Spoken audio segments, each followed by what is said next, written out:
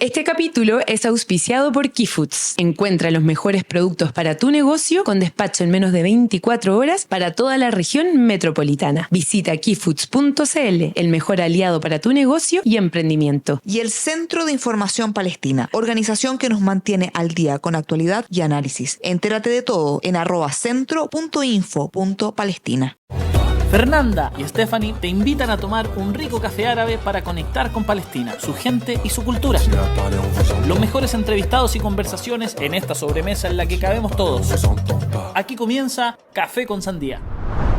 Hola Habibis, bienvenidos a nuestra sobremesa, bienvenido 2025, esperamos que este año nos traiga mejores noticias que el anterior.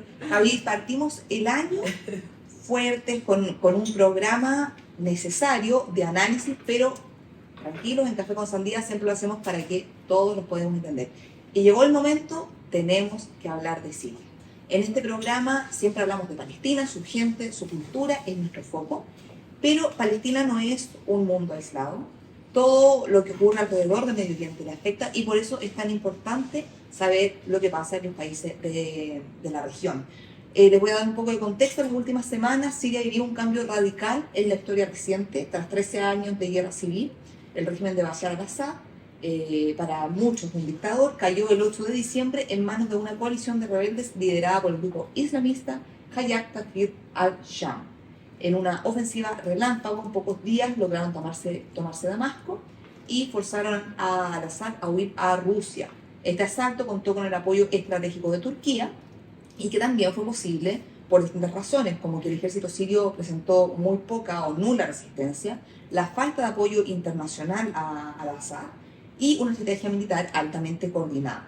Hay quienes celebran la caída del dictador y otros temen el ascenso de un grupo con tendencias islamistas radicales. Y a esto se suma la intervención de Israel, que ha bombardeado intensamente el territorio sirio, ocupando también ilegalmente, para sorpresa de nadie, zonas estratégicas como los Altos del Golán, con la excusa de siempre que es por la seguridad del Estado. Y han sido cara de palita, para no decir otra cosa, porque ya literal están llevando a un gran número de colonos en sin censura. Sí, lo dicen abiertamente, ya no hay vergüenza.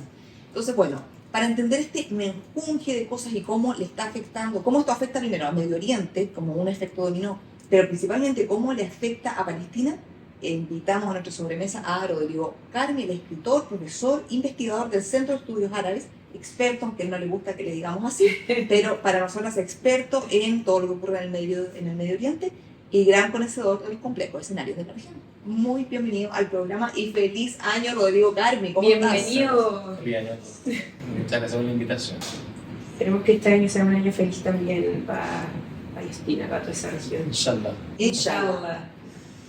Bueno, vamos a partir desde la base. Necesitamos un poquito de contexto, saber qué pasa en Siria y cómo todo lo que está pasando afecta directamente a Palestina. Y también cómo esto beneficia a Israel para su plan de este gran Israel, abro comillas, porque es como su plan, su estrategia, y la importancia geopolítica que tiene Siria o los gobiernos de Siria en todo este tema. Sí, mira, yo creo que para abordar la cuestión desde Siria, no abordar Siria, sino desde Siria, seguramente lo que tenemos que hacer es plantear por lo menos 3 capas de análisis que yo creo que están internamente imbricadas. La primera capa es una capa donde se juega básicamente los intereses de las grandes potencias, en este caso Estados Unidos, Europa y otras potencias como el caso de Turquía, ¿cierto? Y por supuesto el caso de Israel. ¿Ya? ¿Qué es lo relevante de esta primera capa? Lo relevante de esta primera capa es que hace por lo menos 25 años que se trazó desde Washington un plan muy explícito que se llama el Nuevo Medio Oriente. Y la idea es básicamente retrasar completamente la cartografía de Medio Oriente, particularmente en lo que remite a los estados árabes nacionales, ¿no? Por ejemplo, lo que era Irak, lo que era Libia, ¿cierto? Y lo que hasta hace no muchas semanas, ¿cierto? Era el régimen sirio. Es decir, todos los estados nacionales que fueron efecto, ¿no? de una emergencia panárabe que emergió en los años 60 pero que se mantuvieron relativamente díscolos respecto de las políticas de Washington, ¿cierto? Debían ser de algún modo arrasados, ¿cierto? En este sentido, Saddam Hussein no fue díscolo de Washington, al contrario, fue su amigo, hasta que se le ocurrió invadir Kuwait a propósito de su querella con Arabia Saudita a principios de los años 90, ¿ya? Y ahí se transformó en díscolo. La cuestión decisiva acá es que esta primera capa tiene como objetivo destruir el espacio interárabe, ¿ya? Que fue construido precariamente, ¿cierto? por el proceso de descolonización de los años 60 y la instalación de los estados árabes nacionales, ¿no? En el espacio regional. ¿Con qué objetivo quiere hacer esto? ¿Económico? ¿De poder? Básicamente por un motivo muy particular, que es que a las grandes potencias, tanto internacionales como regionales, les favorece mantener a grandes países como estados muy débiles, muy precarios, ¿ya? Como ocurre con el caso iraquí, como ocurre hoy día con el caso sirio, como ocurre, por supuesto, con el caso libio, porque es la manera de mantener a raya, por decirlo de alguna manera, ¿cierto? La posibilidad de una impugnación al orden y a los intereses geopolíticos de las potencias, ¿ya? Ahora, eso ha tenido distintos derroteros, ¿ya? Irak es uno, Libia es otro, y aparentemente Siria es otro, ¿ya? La cuestión, sin embargo, es que esta es una primera capa de análisis. Es decir, uno no puede reducir todo el análisis a esta primera capa, entre comillas, de geopolítica mundial. Hay otras capas que también hay que analizar, sobre todo cuando entramos particularmente en la situación siria, ¿ya? Una segunda capa, yo me atrevería a decir, es la situación siria en particular, ¿ya? Siria es particularmente un estado que tiene muchos vaivenes, ¿no? En la época del mandato. En la época del mandato es la primera mitad del siglo XX. Siria fue una colonia francesa, ¿ya? Los franceses dividieron Siria por lo menos en 3 territorios étnicos en contra del deseo de la propia población siria, que desde el principio de los años 20 ya tenía una concepción nacional unitaria, ¿ya? El nacionalismo panárabe que se va a cristalizar en el partido Baas y que va a traspasarse a distintos países árabes, surge particularmente con mucha fuerza en Siria, ¿ya? Entonces Siria es un lugar intelectual y políticamente muy relevante en ese sentido.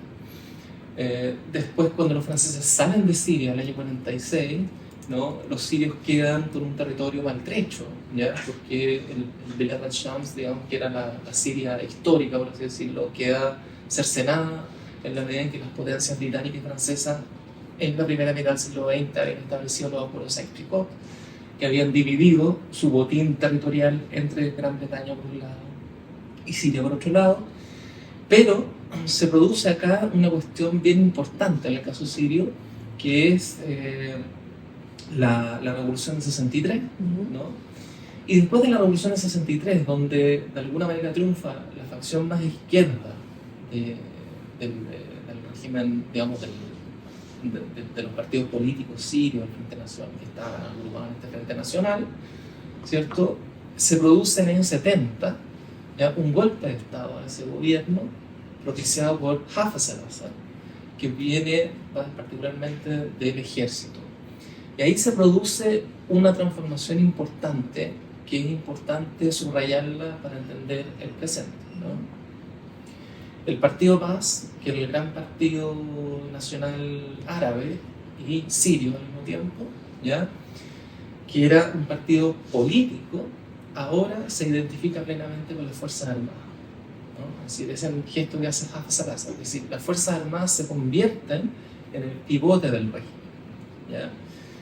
Y lo que ocurre posteriormente en el año 2000 es que evidentemente hay un cambio de Hafez por Bashar. A Bashar al-Assad le toca sorpresivamente hacerse cargo del Estado, porque originalmente era su hermano, que muere en un accidente, ¿no? Entonces Bashar tiene que hacerse cargo del asunto, ¿no? Recuerden que Bashar al-Assad estaba en Londres, era oftalmólogo, o sea, nada que ver, no estaba en sus planes. No estaba para nada en sus planes, y entra con la promesa, sin embargo, de hacer reformas. Entonces, ¿cuál es la cuestión decisiva acá? Es que el padre, Hafez al-Assad, había impuesto este golpe de Estado con una política que se llamaba la rectificación. Y la rectificación implicaba, esta es mi lectura, pero hay miles de lecturas posibles de hacer, digamos, implicaba básicamente o sea, dejó latente un conflicto entre, por decirlo de alguna manera, una burguesía política que comanda el Estado y una burguesía comercial que rige la economía. Y esas burguesías no se afiataron, por decirlo de alguna manera, sino que se mantuvieron en conflicto porque posibilitar que una le dé poder a la otra significaba que una tenía que perder poder, ¿no? Entonces, finalmente, con base en lo que sucede, es que el panarabismo que se había reducido con Hafez al-Assad al nacionalismo sirio, ahora termina completamente identificado en un etnicismo familiar, es decir, la familia al-Assad y particularmente, ¿no?, la etnia alawí, que es la que se protege y se parapeta básicamente al interior del Estado sirio, ¿ya? En contra o a contrapelo de una mayoría suní, ¿cierto?, que es general en el territorio, ¿no? Estamos hablando de dos grupos religiosos. Exactamente, que son parte del Islam, porque el Islam es muy diverso, ¿ya? Pero ese grupo religioso hay que entenderlo ya no como un grupo religioso, sino como una ideología de clase, ¿ya? En general, los analistas que analizan el mundo árabe siempre tienden a confundir diciendo que todas las cosas que pasan en el mundo árabe son cosas religiosas. Y no son cosas religiosas, son cuestiones de carácter político, pero que muchas veces utilizan justamente o instrumentalizan muchas veces la religión que funciona como una ideología de clase, ¿ya? Entonces eso podría ser comparable un poco lo que pasa en Siria con lo que pasa en Israel cuando confunden el sionismo con el judaísmo. Exactamente. Bueno, es muy similar en otros lugares también pasa. Uno podría pensar la monarquía saudita, ¿no?, que dice el Islam es esto, ¿no? Somos nosotros el Islam, los otros claro, son es más o menos lo mismo, ¿no? Ahora, para terminar, ¿no?, esta segunda capa de análisis, me parece que ahí el Estado sirio se configuró a partir de la dinastía de los Assad con una contradicción interna. Este es el punto. Ahora, en ese choque se abre la tercera capa, que es muy importante. Y la tercera capa es el pueblo sirio. El pueblo sirio como una multiplicidad que no puede ser unificable bajo un significante particular, pero que es una capa múltiple que está presente y que precisamente en el año 2011, yo diría que porque la política de los Assad hizo crisis, este conflicto interburgués hizo crisis, ¿no? Y hizo crisis también el Estado árabe moderno, producto de la descolonización de los años 60, ¿no?, que dio origen a estas revueltas, ¿no? Las revueltas árabes fueron el telón de fondo de la revuelta en Siria, que fue la revuelta más tardía y que de alguna manera hizo implosionar básicamente al Estado sirio, bajo lo cual la única respuesta que al-Assad encontró como buen jerarca laico, nacionalista, fue la represión, ¿ya? Estamos hablando de la primavera árabe. De la primavera árabe. Perfecto. O sea, la única respuesta que Bashar al-Assad hizo a la primavera árabe fue la represión brutal de la población. Esto es bien importante porque lo primero que hace Bashar al-Assad es acusar a la primavera árabe de ser un reducto de terrorismo, ¿ya? Y eso le permite mantenerse en el poder y al mismo tiempo le permite tácticamente, ¿no?, vincularse con mayor o generar mayor cohesión con Irán y con Rusia, ¿ya? Perdona, Rubio, para tenerlo claro. Este grupo que alguien le dicen terroristas, otros le dicen rebeldes, pero estamos hablando del grupo Hayat Tahrir, ¿ellos surgen durante la primavera árabe? No. ¿Son más antiguos? No, son posteriores. Son posteriores. El Hayat Tahrir al-Shams es una mutación que se produce del Fatah al-Nusra y de Al-Qaeda, de facciones de Al-Qaeda, que entraron belicosamente a Siria. No tienen relación con la primavera árabe que venía del pueblo sirio. Digámoslo de esta manera. Lo que pasa es que esto es muy discutible y hay que ponerlo de relieve, ¿ya? En la primavera árabe siria se produce un movimiento de la sociedad civil, ¿no?, que se levanta contra el régimen de Bashar al-Assad a propósito de una situación muy particular, ¿no?, donde la policía de Bashar al-Assad mata literalmente a niños de un pueblo, ¿ya? Pero a los 5 meses de producirse la revuelta, ¿ya?, por efecto de Irak, que estaba completamente destruido gracias a los servicios norteamericanos, ¿ya?, Al-Qaeda se revitaliza, comienza a avanzar por Irak y termina, ¿no?, entrando a Siria y dominando, ¿no?, distintos sectores del territorio sirio. Entre ellos también los kurdos, no solamente las facciones de Al-Qaeda, al-Nusra, sino también los kurdos. Y con eso lo que ocurre es que la primavera árabe en Siria se militariza y se ahoga, se sofoca. Porque hay que entender algo. La primavera árabe no le convenía a nadie, solo a los pueblos. No le convenía ni a Estados Unidos, ni tampoco le convenía al ordenamiento iraní y ruso, por así decirlo. ¿Ya? No le conviene a nadie.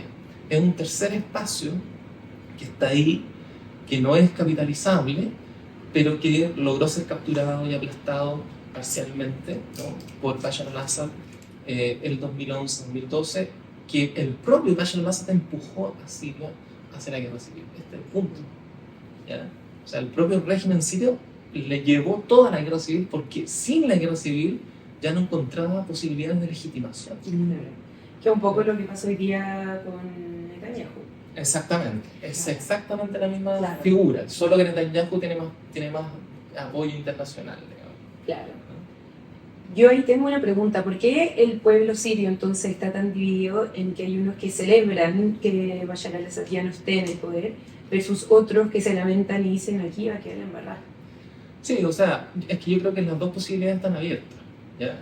Y las dos posibilidades están abiertas porque, en primer lugar, el pueblo sirio es un crisol de muchas formas de vida, digamos, ¿no?, que están ahí unidas en un mismo territorio, ¿no?, pero que también están siendo capturadas por grupos específicos, y la guerra civil consistió precisamente en eso, en que esos grupos comenzaron a capturar a parte de la población siria, ¿ya?, reivindicando la dimensión étnica.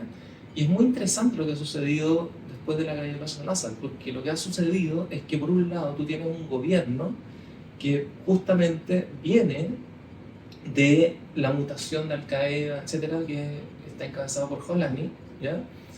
Pero, y que Jolani lo que está intentando hacer es básicamente mostrarse como un niño bueno frente a Occidente para que Estados Unidos lo saque de la lista terrorista y para que el Fondo Monetario les vuelva a pasar plata. Es decir, están intentando armar lo que ellos llaman una transición, pero una transición bastante faccionalista, porque ya el primer ministro que puso Jolani a cargo es al-Bashir, y Bashir es del HTS. HTS es la sigla, ¿no?, de este grupo del cual mutó Al-Qaeda, por así decirlo, ¿ya?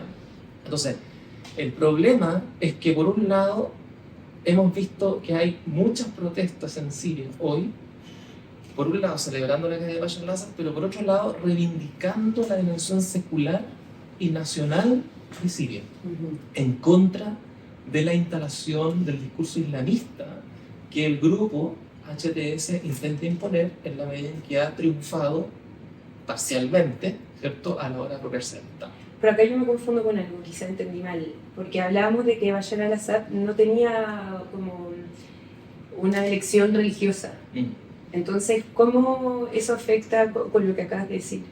Sí, o sea, frecuentemente se tiende a pensar que el régimen de los Assad era, provenía del panarabismo. Es cierto, pero un panarabismo completamente hipertrofiado, por así decirlo, en el sentido de que era un panarabismo que ya no apelaba a la unidad de los árabes, un panarabismo que tampoco apelaba a la unidad siria, sino que terminó restringido a una dimensión puramente étnica, ¿no? Y donde efectivamente tanto el padre como el hijo sí reivindicaban el carácter islámico del gobierno, más allá de que ciertas instituciones mantenían su laicidad, ¿ya?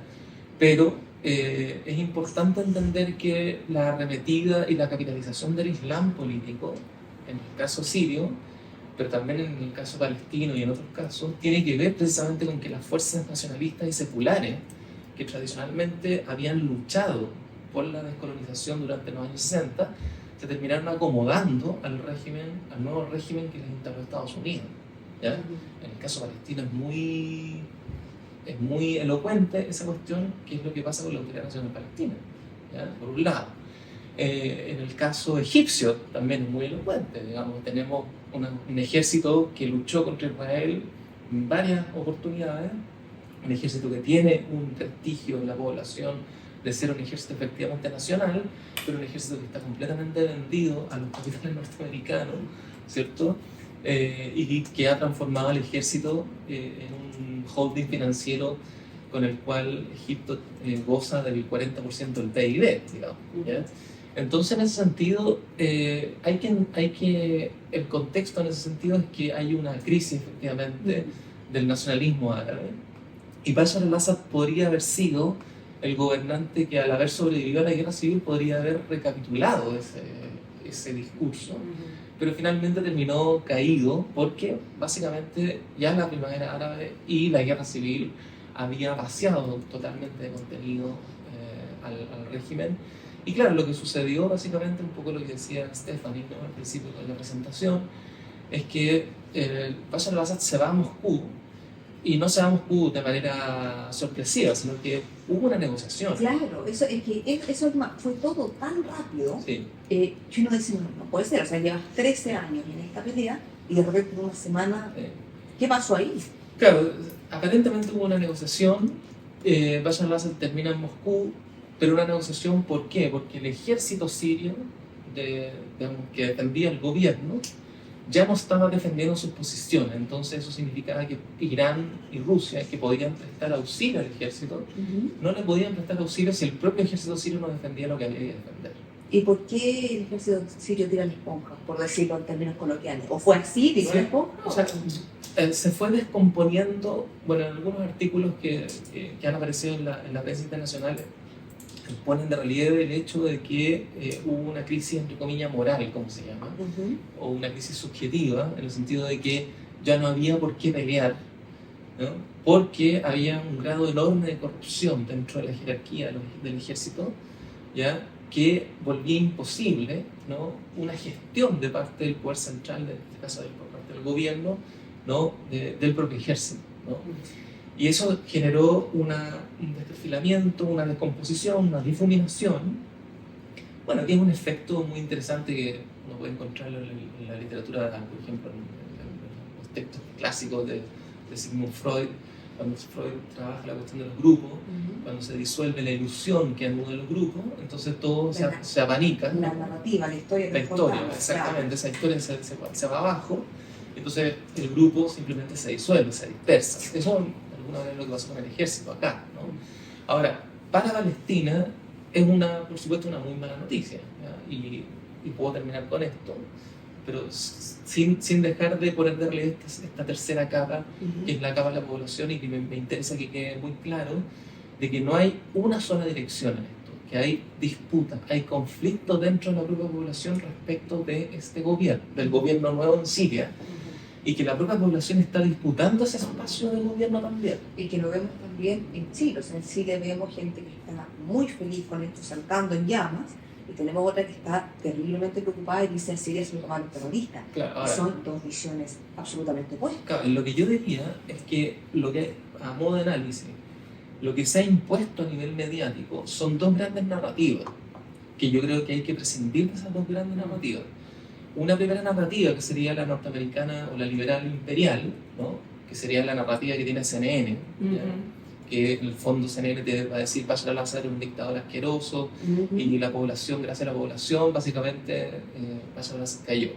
Ya. Claro, Estados Unidos y Israel lo han celebrado como la libertad del pueblo. Exacto. Con todo lo irónico que Pero es la libertad de ellos mismos para poder tomarse... Bueno, ese es el punto. Entonces, la versión liberal imperial en realidad celebra al pueblo sirio, pero sin ninguna concepción de lo que es el imperialismo, ¿ya? Porque el imperialismo existe, es fáctico, ¿ya? Para el fondo, quienes nos escuchan, una definición breve. ¿Qué sería el imperialismo? Voy a eso. Termina con la segunda narrativa. Ya. La segunda narrativa que hay es la narrativa del eje de la resistencia, que de alguna manera se ha identificado más con los sectores de izquierda, y que básicamente la narrativa del eje de la resistencia dice, bueno, todo esto, la caída de Bashar al-Assad es muy mala, la caída de Bashar al-Assad fue una conspiración completa del imperialismo yanqui y de Israel. Cosa que también en parte tienen razón, pero es insuficiente reducir todo al imperialismo, porque eso le deja sin agencia a las multiplicidades del pueblo sirio que se está jugando en la tercera capa de análisis que yo subrayaba, ¿ya? Bueno, ¿qué es lo que es el imperialismo? Pregunta Stephanie. Bueno, mira, la primera cosa que te diría es que la palabra imperialismo es un concepto que inventaron los historiadores liberales, ¿ya? Y que básicamente los historiadores liberales ponían de relieve el hecho de que eran muy críticos del carácter monopólico al que estaba alcanzando el capital hacia finales del siglo XIX.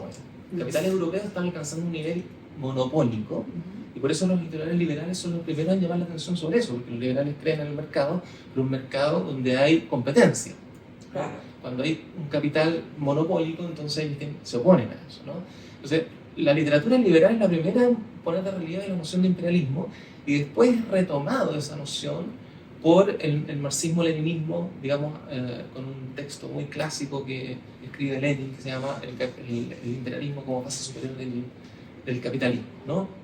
Pero en términos simples, imperialismo significa, ¿no?, el ejercicio de una voluntad de poder por parte de un Estado o de distintos Estados para imponer tus prerrogativas económicas y políticas. Perfecto. ¿Ya?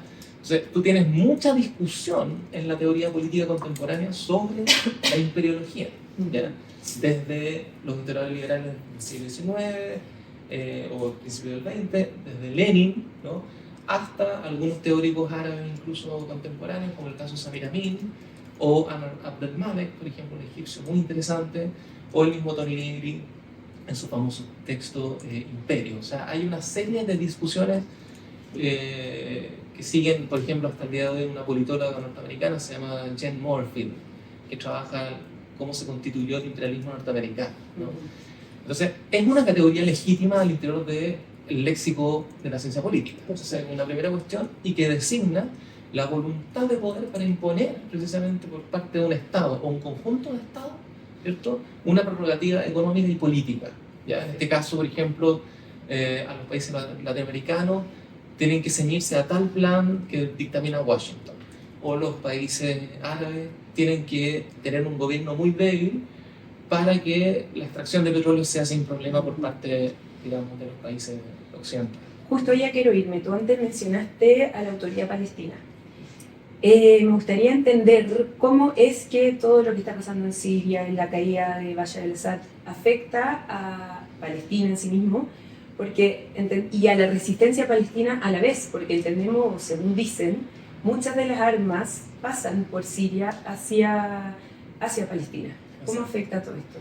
Sí, yo creo que o sea, tú lo dijiste perfectamente. O sea, en lo inmediato se afecta a la resistencia palestina y se debilita a Irán porque se corta el suministro de flujo de armas y de guerrillas entre Irán y Líbano, Sí, es donde hay Hezbollah, eso podría ser. exactamente, y Hamas, ¿ya? Sin embargo, yo creo que también hay que tener prudencia acá, porque efectivamente afecta a la resistencia palestina en el plan inmediato. Pero la resistencia palestina ha perdurado más allá de las fuerzas regionales que han estado en pugna y han estado en ordenada la sublevación contra el imperialismo, ¿ya? Ahora, lo relevante para la resistencia palestina siempre ha tenido que ver con la solidaridad y el apoyo, ¿no? Entonces, en ese sentido, es una mala noticia para la resistencia palestina, pero en lo inmediato. Ahí vamos a tener que ver cómo se va reconfigurando eso, ¿ya? Porque piensen ustedes lo siguiente, o sea, desde un punto de vista estrictamente militar, 2 o 3 grandes objetivos que tiene Israel en Gaza y 2 o 3 grandes objetivos que tiene Israel en Líbano no se cumplieron. Israel no logró expulsar a la población palestina, no ha logrado todavía, no ha logrado destruir a Hamas. Sí, pero ya no han logrado, pero claro, ¿por dónde la querías cruzar? Por Egipto, ¿correcto? No, claro. No puede ser. ser.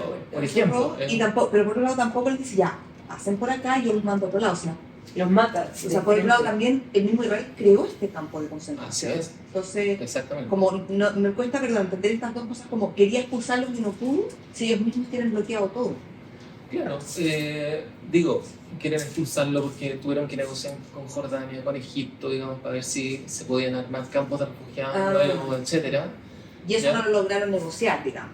Hasta ahora no, falta mucho todavía, ¿ya? Pero hasta ahora no. Pero la cuestión relevante es, la población sigue ahí, la resistencia sigue ahí, ¿ya? Y la resistencia y ha migrado también, o sea, estamos alrededor del mundo, hay resistencia. de acuerdo, pero un tercer aspecto, los refugiados, o sea, perdón, los rehenes, no han sido liberados tampoco. Claro. Entonces, no hay liberación de rehenes, no hay destrucción de Hamas digamos, ha sido muy dañado Hamas, por supuesto, ¿no? Porque han matado líderes, etcétera, pero Hamas sigue ahí, ¿no? Y finalmente la población palestina sigue ahí. Entonces, en el caso del Líbano, Israel efectivamente ha bombardeado, ha masacrado, etcétera, incluso con los chips, con aviones, etcétera, ¿no?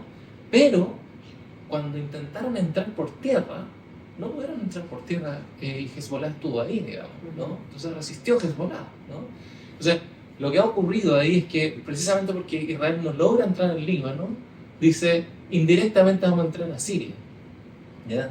Y claro, lo que ha ocurrido es que no solamente es que Israel ha consolidado el territorio ocupado de las alturas del Golán, sino que además ha extendido su territorio ocupado hacia otros pueblos, y, o sea, digamos, más kilómetros que lo que en el año 67 se había jugado. Entonces, para terminar, ¿no? Yo creo que estamos asistiendo hoy día a un nuevo 67. ¿Ya? O sea, uno puede analizar esta cuestión como un nuevo 67, donde de alguna manera, a través de Israel, ¿no? Estados Unidos está intentando reconfigurar esta región bajo esta premisa que conversábamos hace un rato atrás, que es el nuevo Medio Oriente. Con el 67 tú te refieres a la Nakba, que se conocen como, que para los palestinos es el revés, sí, que es un retroceso, sí, y que otros se conocen más como el desastre también se conoce. El desastre, sí, y es la guerra, la famosa guerra de los 7 días. 6 días. Para darle un poco de contexto a quienes no estén. Claro, lo que pasó en la guerra de los 6 días, para dar el contexto, es que Israel invade el 22% del territorio palestino que había permanecido desde el año 48, invade las alturas del Golán, en Siria, y ocupa también, ¿no?, el Sinaí, en Egipto. Entonces, lo único que logran negociar, Egipto logra negociar con Israel después del 73, porque Egipto genera un ataque, ¿no?, en el 73, y eso obliga a negociar Israel con Egipto, ¿no?, donde le devuelve el territorio. Pero el territorio ocupado a Palestina, que es el 22%, que había quedado del 48, de Cisjordania, ¿no? Y Gaza también, ¿no? Porque Israel abandona Gaza recién en 2005. Correcto. ¿Ya? Y las alturas del Golán siguen ocupados. Y todos sabemos que las resoluciones de Naciones Unidas siguen insistiendo en que eso está ocupado y que eso es ilegal. Roy, te quiero hacer la última pregunta que tiene que ver con tu libro. Y escuché una entrevista que hiciste en La Voz de los que Sobran y hablabas del devenir Nakba del mundo. ¿A qué te referías con eso? Sí, bueno, mira, hace mucho tiempo que hemos compartido muchas conversaciones intelectuales, digamos, por lecturas, etcétera, con algunos de mis colegas del Centro de Estudios Árabes, particularmente con Maura Amar. Y bueno, Maura acaba de publicar un libro que se llama Palestina como paradigma, ¿ya? Y básicamente esa es la idea que yo también tengo en este otro libro que publiqué, que se llama El devenir Nakba del mundo, que básicamente dice que a través de Palestina uno puede mirar el mundo completo, ¿no? Palestina es una pequeña ranura en la que tú puedes mirar el mundo completo porque funciona Palestina como un paradigma de, digamos así, la guerra civil a la que estamos siendo arrojados, digamos, por distintos lugares y con distintas intensidades, en la medida en que hay un conjunto de mecanismos y dispositivos de control, de guerra, de vigilancia, etcétera, de apropiación de las tierras, apropiación de las aguas, que se han probado originalmente en Israel, por parte de Israel, en los territorios palestinos, por ejemplo, ¿ya? Y que se han probado y que se han comenzado a exportar, ¿no? Entonces, lo que me parece a mí es que la Nakba, ¿ya? Y esto también ha sido considerado por una historiadora árabe que se llama Leila Tahli. Tahli lo que dice es que la Nakba no es simplemente la catástrofe, recordemos que Nakba significa catástrofe para los palestinos, ¿no? Claro, el 48 la formación del Estado de Israel. Exacto. Y la expulsión de alrededor de 300.000 palestinos. Exacto. Que Tahli dice, la catástrofe no es simplemente la catástrofe de los palestinos, también la catástrofe del mundo árabe. Y uno podría seguir extendiendo eso, en el sentido de decir, la catástrofe es también el presente en el que vivimos hoy, ¿no? O sea, hoy día vivimos en un escenario donde todos los días están retrocediendo de algún modo nuestros derechos civiles, nuestros derechos políticos, nuestros derechos culturales, ¿no? Y de algún modo el ciudadano, que tradicionalmente era opuesto al bárbaro, ¿ya? Ahora está comenzando a sufrir políticas que antes sufrían solamente los bárbaros, ¿ya? Como por ejemplo la instalación de los estados de excepción, o como por ejemplo ya el marco de una política de protección de aguas, ¿no?